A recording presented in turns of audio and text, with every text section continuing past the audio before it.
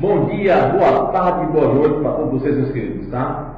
Nesse momento, nós faremos um podcast, uma palestra, uma mesa redonda, como vocês acharem melhor a terminologia, ok? Nós temos aqui três palestrantes que, de verdade, são realmente figuras que dispensam vários comentários, tá? Temos o professor, o doutor Mengardo. Ele, dentro das coisas, é uma figura que nós conhecemos muito bem, sabe embasar ideias, é uma figura que é mestrado no direito. Também temos o professor Augusto Bisneto, que dentro das coisas ele também faz a área de terapêutica como psicólogo. Também sabe pensar, sabe os acontecimentos e também saberá responder e embasar ideias conforme as perguntas. E por último, e não menos importante, temos o professor Mário Lopes, engenheiro civil, uma figura que saberá também demonstrar o conhecimento que logo mais estaremos mostrando. E o tema é o pensamento socialista na sociedade e suas consequências. Nesse momento nós faremos a primeira apresentação com o pastor Augusto, com o professor Mário Lopes. Por inglesa. Assente aqui, por favor. Tá? Boa noite, Joaquim. Boa noite a todos. Prazer estar aqui participando da discussão. Professor, eu tenho algumas perguntas aqui. E uma das primeiras que eu quero perguntar é exatamente aqui, tá ok, pessoal? A primeira pergunta é exatamente esta, tá? Do tema. E o tema é o pensamento socialista e suas consequências na sociedade moderna, ok? Professor, fala-se muito sobre socialismo e tudo que diz respeito a essa seara. Mas eu quero tratar primeiro, tá? Opa, devagarzinho aqui, vamos lá, tá beleza? Ok, obrigado. Professor, o que é realmente o socialismo e por que ele é tão importante hoje? O socialismo, em termos gerais, é um conjunto de ideias que busca promover a justiça e diminuir as desigualdades sociais. Geralmente, isso é feito com alguma forma de intervenção na propriedade, nas relações de trabalho, nas classes sociais. E a importância dele é pelo seguinte, porque o socialismo ele serve de referencial teórico para o marxismo. E o que isso tem a ver? A nossa filosofia hoje é marxista. A nossa cultura está imersa no marxismo cultural. E a nossa política está hoje convivendo com esse antagonismo entre duas concepções de governo, uma das quais tem um referencial teórico socialista. Muito bem. Professor, o senhor falou em governo. Qual é a diferença entre governo e o Estado? E se fala muito hoje, governo e Estado, isso que é direito, o que é isso mesmo? Nos dê assim um pouco de alento, de luz sobre o que é isso realmente. Vamos começar com o conceito de comunidade, que é o equivalente do condomínio. Um grupo de pessoas, o clube do Fusca, por exemplo. Um grupo de pessoas. E tem muita gente que tem. Pode ser do Costa também. Um grupo de pessoas que têm valores em comum, que têm afinidades por alguma atividade e que desenvolvem alguma atividade em comum. Isso, pela própria afinidade, não é necessário muita preocupação com regras. Né? Mas na medida que as pessoas têm um propósito específico ou um propósito diferente daquilo que é seu hobby, e elas constituem associações, aí já começa a haver a necessidade de um sistema de regras. Essas associações é que se construem as sociedades. Né? As sociedades em geral são regidas por contrato. Já é um nível mais complexo que a comunidade. Se a gente subir um pouco mais o nível, a gente chega na questão do Estado. O que é que o Estado muda em relação à sociedade? O Estado se caracteriza por ter um sistema hierárquico de poder e a capacidade de exercer a coerção sobre os cidadãos. Então, em termos gerais, o Estado ele é uma área territorial, mas que tem um sistema legal, né, organizado, e um governo que tem o monopólio do uso da força sobre o cidadão. O governo está para o Estado, assim como o cérebro está para o corpo. E o que é a história de direita e esquerda? Originalmente, lá na época da Revolução Francesa, né, a gente tinha dois grupos. Os girondinos, que eram os mais moderados, mais tolerantes, né, ficavam do lado direito. E os jacobinos, que eram os mais aferrados, né, mais impetuosos, ficavam do lado esquerdo. Então, essa em relação ao temperamento. E, historicamente, esses conceitos aparecem associados à discussão das liberdades civis. Geralmente, quem acha que o Estado é mais importante, o Estado ser soberano, tem uma característica mais de esquerda. Mas quem defende mais as liberdades individuais do cidadão tem a característica mais de direita. Professor, em quaisquer situações, tá certo? Onde não se tem regra, torna-se uma anarquia. Não é isso? Você colocou que o Estado ele rege por coerção essa situação. Então, ao contrário disso, se não existe regra, existe anarquia. Não é isso? Anarquia veio uma anarquia, né? Não sem princípio. Sem só colocando assim para entender melhor. É como o próprio o livro fala, né? Para quem é obediente, tá certo? Não existe regra. Ele é obediente, está tranquilo, né? Professor, fala-se muito hoje sobre ideologia. O que é ideologia? De direita e de esquerda? Se posso colocar dessa maneira, tá? Essa associação não é muito feliz, não. Eu acho que a pessoa fala ideologia de direita querendo falar de posicionamento político de direita. Sim, é uma incoerência. Né? Eu não explico melhor. Eu sou leigo nesse assunto.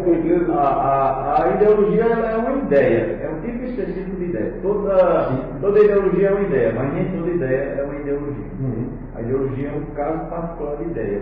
E é particular porque ela tem um propósito de mascarar a realidade. Explique melhor. Um exemplo, a ideologia de ensino público gratuito, relacionado ao ensino superior. É uma ideologia, porque não é gratuito. Pode ser gratuito para quem está lá frequentando, mas a sociedade toda arca com o custo. Né? Então, a ideologia, na medida que ela mascara a realidade, ela induz a pessoa ao erro. Ela modifica o seu comportamento, modifica a forma de pensar e altera a percepção que você tem da realidade. E nesse sentido ela pode se constituir uma ferramenta ou um instrumento de dominação. Torna possível um determinado grupo chegar ao poder e, chegando ao poder, ele trabalha para que a sua ideologia se transforme num pensamento dominante ou pensamento hegemônico na sociedade. É um fato lamentável isso, lamentavelmente. Bom, socialismo, marxismo e comunismo são a mesma coisa? Me explique, pelo amor de Deus, eu quero saber, rapaz. Não. Na Europa, vamos voltar para a Europa do século XIX. Né? Então lá surgiram muitas ideias e proposições socialistas. Tais como a social-democracia alemã, o socialismo fabiano da Inglaterra, o anarquismo russo. Eu me lembro agora do Lech Walesa. Na solidariedade, né? Então, no século XIX, Marx diz o seguinte: olha, daqui para trás, todo mundo é socialista utópico. Isso aqui é tudo utopia. Marx classificou essas correntes, essas ideias socialistas, como utópicas. E ele se classificou como sendo o autor, detentor do socialismo científico. Né? Então, para deixar claro essa diferença entre o socialismo utópico, que eram as proposições que foram feitas antes dele, e a proposição que ele estava fazendo, ele estabeleceu esse termo, socialismo científico. E, para deixar claro, ele começou a chamar o socialismo que ele propunha de comunismo. Então, socialismo é aquele conceito que a gente deu inicialmente. Socialismo utópico é a classificação que Marx deu para esses pensadores e para suas atribuições. Socialismo científico é o termo que Marx usou para a proposição dele, que ele, no começo, usava socialismo científico e comunismo como termos intercambiáveis. Ou seja, como falou no Ceará, da socialista, a sardinha para mim é farofa, né? Não colocar essa coisa. Eu não sei se é aí, não. Mas, em termos assim, depois de algum tempo, Marx começou a estabelecer a diferença entre socialismo e comunismo e seguiu adiante com o comunismo. Mas no Brasil, em termos práticos, marxista, comunista, socialista, esquerdista, tudo designa mais ou menos a mesma linha de pensamento. Bom, na verdade, eu quero muito saber também o que é realmente Que sistema a gente pensa que é o melhor? Vamos lá. A ou B? Vou colocar em palavras aqui muito, muito tranquilidade. Professor, o melhor sistema é o socialismo ou o capitalismo? Por favor, tá O certo? capitalismo não é um sistema. Esse termo sistema capitalista, ele é incorreto. O capitalismo ele seria mais equivalente à ausência de sistema. Né? É equivalente para a ausência de sistema. Né? Então, talvez a pergunta correta seja: você prefere um sistema socialista ou nenhum sistema? Né? É o melhor. Essa é uma pergunta pessoal. Eu não posso estabelecer uma regra.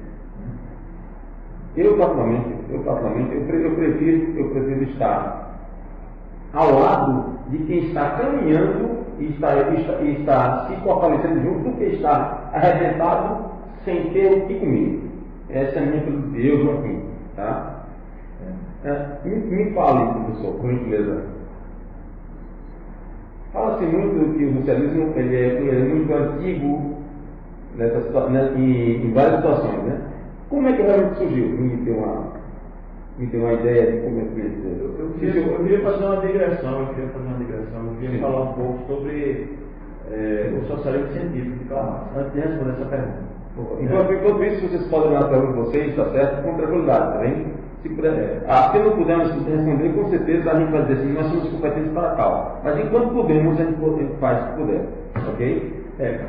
Quando as pessoas perguntam o socialismo científico de Karl Marx, o comunismo de Karl Marx, ele é um socialismo? Ele é científico? Sim. Né? E a resposta parece ser não, para ambas as perguntas. Né? Só um detalhe.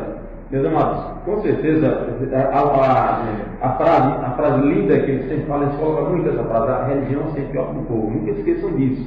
Mas ele falou de uma frase que eu nunca esqueci. Ele falou assim: o maior capital do homem é o próprio homem. Professor, a direção sua. O comunismo dele, o marxismo, foi uma realidade, como é que ele surgiu? Eu gostaria de voltar para a direção. Por favor. Só terminando. O comunismo de Karl Marx, ele é socialista? Eu acredito que não. Porque Marx, em vez de propor a reforma ou a melhoria da sociedade, ele propõe uma ruptura. Ele propõe a teoria da revolução. Marx rompe com o socialismo ao propor a destruição da sociedade e das suas bases. Então, o comunismo de Karl Marx, ele representa muito mais uma ruptura com o socialismo. E a segunda pergunta é: se o comunismo pode ser considerado uma ciência? A resposta também parece ser não. Em primeiro lugar, tentando responder a pergunta se o comunismo ou se o socialismo científico de Marx é científico, ele não deu crédito a todos os pensadores de quem ele se referenciou. Né? Posso citar aqui: Bonaparte propuseram a teoria da revolução, a ditadura do proletariado, a instituição da propriedade privada, Einstein, que propôs a propriedade comum dos meios de produção, Hall, que questionou o conceito de lucro, de mais-valia. Todo esse pessoal aí que Marx usou como referência, ele simplesmente não deu o devido crédito. Isso não é científico. Né? E além disso, as duas teses da cientificidade do socialismo, que são a concepção materialista da história e a teoria da mais-valia, também não são científicas. A concepção materialista da história, ela parte do reducionismo, que é explicar, dar uma visão de mundo materialista, ou de resumir a história da humanidade à luta de classes. E a teoria da mais-valia, ou a teoria do valor-trabalho, já foi desmentida por esse austríaco, como incorreto. Professor, nesse caso, me permita, pessoal, eu sou cearense, tá? Cearense diz sempre assim: trocando miúdos. Nesse caso, é uma inversão de valores, né? Como diz, tem dois pesos, duas medidas. Como é que o camarada, ele botou para a sociedade em função da liberação, da liberdade? É complicado, né? Agora, aproveitando vocês para vocês, internautas, façam perguntas. Com certeza, as respostas serão mandadas para você também, tá bom? O que vocês perguntaram, com certeza será respondido. Se não pudermos responder, com certeza diremos assim: nós somos incompetentes para tal. Fiquem tranquilos quanto a isso. Professor, eu quero fazer uma pergunta também que é bem um pouco capciosa, tá certo? Pergunta capciosa. Essa pergunta eu quero até que eu pense como vai responder. Como o socialismo chegou até nós? Como ele chegou até nós? De que maneira? Por gentileza. Eu acho que é mais importante falar primeiro como ele surgiu, não? Então, como ele surgiu? Depois a gente menciona essa... melhor assim, tranquilo, né? Obrigado. Né? Então, vai dizer que o jogo comunista estamos lá desde Platão. Seja a República de Platão, sim. a ação do Império Romano, o cristianismo da... Muitas ideias. O cristianismo da Igreja Primitiva, até chegar às revoluções camponesas na Idade Média. Sim. Tudo isso aí, né? Aí, quando a gente vai até o século XVIII, a gente vê a Europa num momento de efervescência. Pós-iluminismo.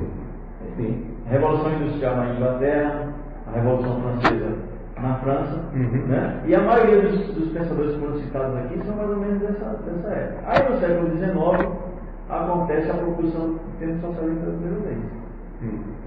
E no século XIX aparece Karl Marx propondo o comunismo, como comunismo dele.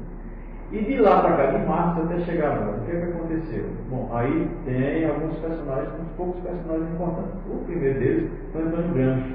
Sim, né? Por favor. Fundador do Partido Comunista Italiano. E ele fez uma mudança interessante, né? Ele diz, olha, vamos acabar com a história da Revolução Armada. A revolução que interessa é a Revolução Cultural. A revolução na mente, na cabeça das pessoas, nas ideias das pessoas. Que cara inteligente, pessoal.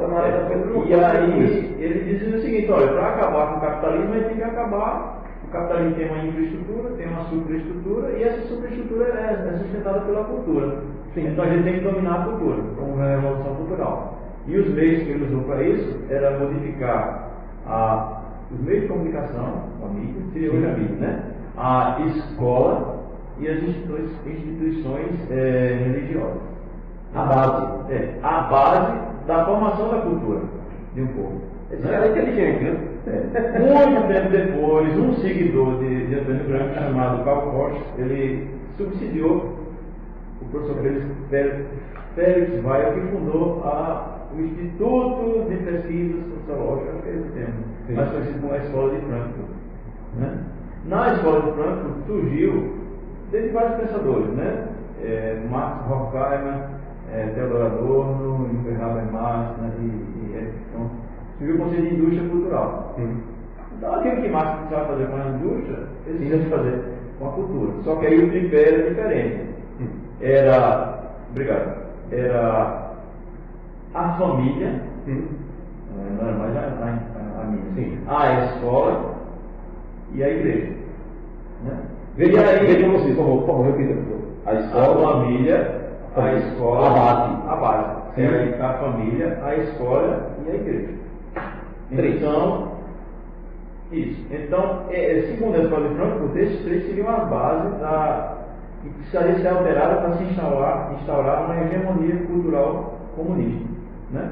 Aí na Escola de Frankfurt surgiu o que se conseguiu um estudar chamado de teoria crítica. A teoria crítica é a síntese. Do mesmo jeito que Gramsci fez a síntese, né? Gramsci fez a síntese do marxismo com a revolução.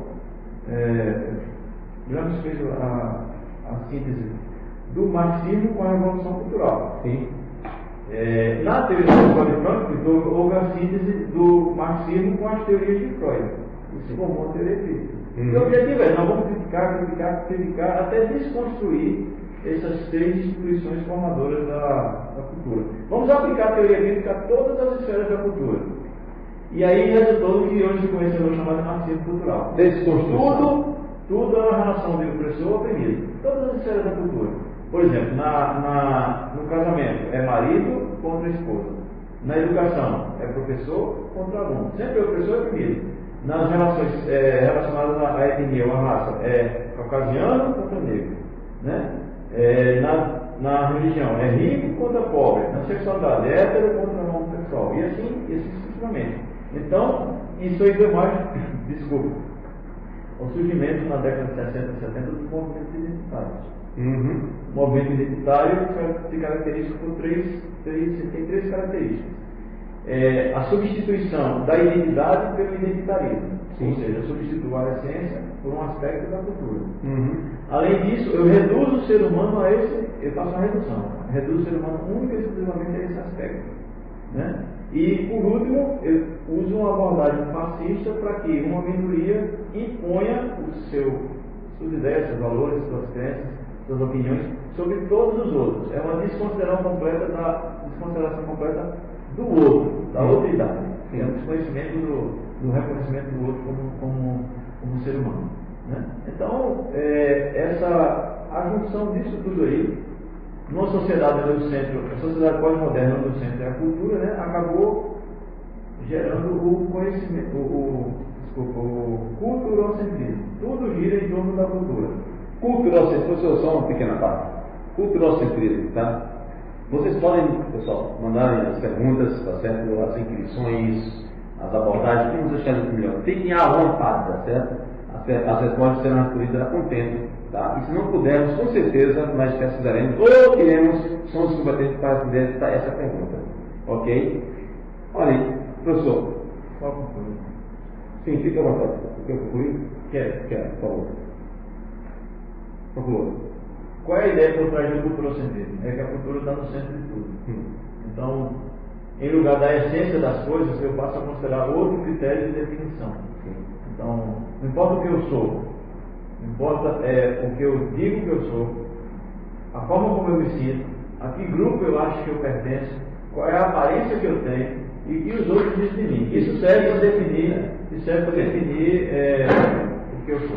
Né? Tem até um exemplo de uma artista famosa que nasceu mulher, mas que está alterando o seu fenótipo. Né?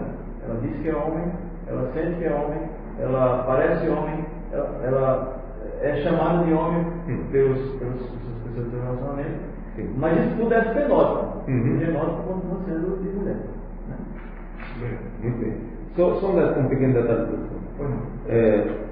Hoje a gente escuta falar muito da cultura do ego, né? O egocentrismo, né? E isso é muito fácil. A gente vê o dia a dia. Hoje em dia, o que se gasta, o que se gasta em si mesmo, não estou falando que é ruim, estou falando que é mal, tá certo? Mas a cultura do ser é péssima. A gente vê isso acontecer e destrói as pessoas e as famílias. Eu percebo muito isso. Tá? O professor falou há pouco tempo. Culturocentrismo é o conhecimento cultural. Né? O conhecimento entre aspas. Não tem esses requisitos nem da filosofia nem da ciência. Entre aspas. No momento da definição da verdade. Né? Professor, a gente viu há pouco tempo, eu falei há pouco tempo, que são dois pesos e medidas, né? Marx quis fazer uma filosofia e ela teve, né? Isso é realidade, algumas coisas que o colocou em xeque. Por gentileza, professor, me mostra algum problema que o senhor identificou no marxismo, por favor. Tem vários. Já na época já era considerado anacrônico. Escute com certeza. Tinha um grupo revisionista na Alemanha que já dizia, não, é preciso revisar, isso aí está ultrapassado. Já na época, hein, pessoal? Então, pseudociência. Está baseado em dois pressupostos que não são científicos, né? Como eu já mencionei. Plágio. Marx diz, ninguém presta, todo mundo é utópico, e eu uso a contribuição de todo mundo e não dou crédito. Né? Eu é que sou o propositor. As coisas começaram agora, em 1848. Né? Um pseudo-socialismo. É uma versão do socialismo que procura a destruição da sociedade. Né? Como é que isso é socialismo? Abolição do Estado, mas centralização dos meios de produção nas mãos do Estadinho. Né? Estadinho? A liderança do movimento. Né? Ela substitui a ditadura da burguesia pela ditadura da liderança do movimento. Eu chamo isso de Estadinho. Pessoal, esse termo foi cunhado agora há pouco, tá? Cunhado em cognominado do professor Mário Lopes, tá? E eu advogo que é uma realidade. Abolição da família, da moral e da religião. Mas peraí, Marx não vai pegar da família dele, mas propõe a abolição da família dos outros. Ele quer acabar com a moral, mas ele escreve o decálogo, que está lá no manifesto, né? Ele é contra a religião, mas a gente sabe que está documentado as práticas místicas dele. Então não parece muito coerente. Dois pesos medidas. E o método usado para propor a evolução da sociedade é um método tirânico, a tirania da Revolução Armada, né? Que descambou para um monte de estados totalitários antes propícios, como a gente tem conhecimento, né? União Soviética, China, Cuba, e Coreia e assim mais. E o que é interessante é que a proposição da ditadura do Estadinho é o método que ele usa para supostamente alcançar a democracia. A palavra dele. E o que é pior? A hipocrisia da ideologia marxista. Ou seja, você tem ideólogos burgueses liderando um movimento dos proletários e alegando que a revolução é exclusivamente de proletário. Assim é fácil. E o que é pior, né? Que existe consciência de classe. E o pensamento daquelas pessoas que participam da classe é ditado pela classe. Então, não dá para entender. Né? É assim muito fácil, né? Eu mando, como dizem, né? Eu mando e você obedece. Professor, por gentileza, eu quero lhe fazer aqui a 10ª e última pergunta, tá certo? Olha só, essa pergunta é bem capciosa, é uma pergunta intrigante e também é uma pergunta que vocês com certeza balançarão nas estribeiras, tá? A pergunta é: professor Mário Lopes, por gentileza, diga-nos com clareza se há coordenação, se pode existir conivência, se pode existir algum preâmbulo, ao mesmo tempo congraçamento em um cristão ser também marxista. Pode um cristão ser marxista, professor? Eu acho que não, por favor. Acho que não. Acho que é uma incoerência. O cristão geralmente tem como regra de fé e conduta, como critério de moral objetiva, a Bíblia.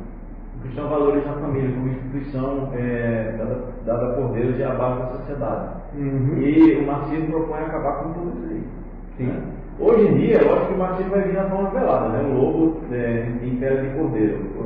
As pessoas que têm como referência o teórico marxismo não vão defender abertamente a instituição, mas vão defender pautas alternativas que desconstroem, né, esses valores cristãos.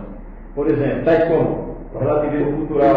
Isso é importante. O relativismo cultural, né, o relativismo cultural pluriculturalismo e o interculturalismo que acabam descambando na doutrina do politicamente correto, né, no patrulhamento ideológico que visa controlar o pensamento das pessoas. O fascismo identitário, porque os movimentos identitários usam táticas fascistas, que são: eu só valorizo o meu grupo, a minha etnia, mas desrespeito todos os outros. Eu quero ser respeitado, mas desrespeito os outros. Isso é a essência do movimento fascista. Privilegiar o meu facho, o meu grupo, em detrimento do outro. Não tem reciprocidade, nem tem nenhum valor associado ao outro. Só um detalhe. Pessoal, será que existe isso mesmo na sociedade mesmo, né? Será que isso acontece no nosso dia a dia? Ou é apenas uma falácia, apenas um fake news? Em outras palavras, o marxismo hoje não vai defender a abolição da moral, mas ele vai defender esse culturalismo, o culturocentrismo que impede toda e qualquer divergência moral. Ninguém pode mais divergir de nada, nem pensar diferente. Ou seja, eu lembro agora daqueles três bonequinhos, né? São 3 cabeças, né? Um não ouve, outro não vê e outro não fala. Consequentemente, não pensa também. O fascismo identitário, ele exige, são grupos que exigem respeito, mas não respeitam ninguém. Estou dando só um exemplo do que deveria ser recíproco. Né? E outro conceito de escola inclusiva. A escola inclusiva não é o que todo mundo pensa que é a inclusão de crianças. Dentro do culturocentrismo, a escola inclusiva na prática se transforma num método de inclusão de cultura. Né? E aí, você é obrigado, se você estiver obrigado, a aceitar todo tipo de cultura, inclusive aquilo que contraria os valores que a criança aprende em casa. Né? O cristianismo também é uma religião altruísta, onde se valoriza o outro, o respeito aos direitos humanos. E quando a gente vê a Declaração Universal dos Direitos Humanos, vê que o marxismo ele afronta vários direitos humanos, né? Como, por exemplo, dignidade humana, família, governo, liberdade moral, nacionalidade, direito à vida, etc. E, por último, o materialismo histórico dialético de Marx, que se declarou ateu. Marx se declarou ateu? Ele se declarou ateu.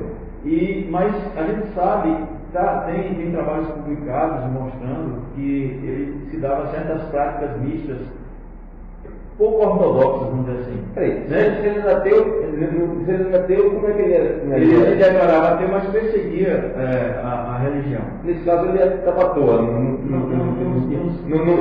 cara ele não sabia, ele não tinha nada formado, ele não tinha ideia nenhuma. Ele se declarou ateu, mas perseguia a religião. Ele era na prática anteísta. E tem evidências de que tinha subsídio para isso. Uma explicação pouco ortodoxa, né? Sim. Mas enfim, eu acho que o marxismo não deveria ser seguido não apenas pelos cristãos, ou quem tem uma religião e professa essa religião. Não deveria ser seguido por pessoa nenhuma. Porque não há, então, professor, não há, então, nenhuma relação entre cristãos e não tem como compactuar. Sim. Porque mesmo que eu siga o cristianismo, ou não siga o cristianismo, eu siga outra religião, mesmo que eu não tenha religião alguma, eu preciso ser respeitado. Enquanto ser humano, eu preciso ser respeitado nas minhas ideias, eu preciso ser respeitado na minha liberdade. E o marxismo, ou o comunismo proposto por Karl Marx, ou o socialismo científico, se preferir um nome mais bonito, não respeita nada disso. Eu concluo por aqui. Eu agradeço. Professor, obrigado. Eu fiquei muito feliz de ouvir essas explicações. Com certeza, nós aprendemos muito agora. Aprendemos bastante. Na verdade, nós tínhamos pouco conhecimento a respeito desse assunto. Só o que a mídia nos traz, e muitas vezes o que querem colocar para nós goela abaixo, tá? A gente precisa conhecer. Um detalhe importante, eu fico muito feliz com a palavra lá de Oséias. Quem não lê essa Bíblia, então não tem importância. Conheça essa parte que é importante. Ele falou assim: conheçamos e prossigamos em conhecer o Senhor. E que o próprio Cristo falou uma coisa bem interessante. Aquele errais muitos e não conhecer as Escrituras. Quando se conhece, quando se traz a lume e à tona mesmo, o conhecimento que não foi feito agora, você fica arsenalizado, fica preparado, fica completamente a par do que escolher. Eu fico muito feliz, professor, por suas explicações e grato bastante, tá bom? Agradeço por a oportunidade. Ok, obrigado.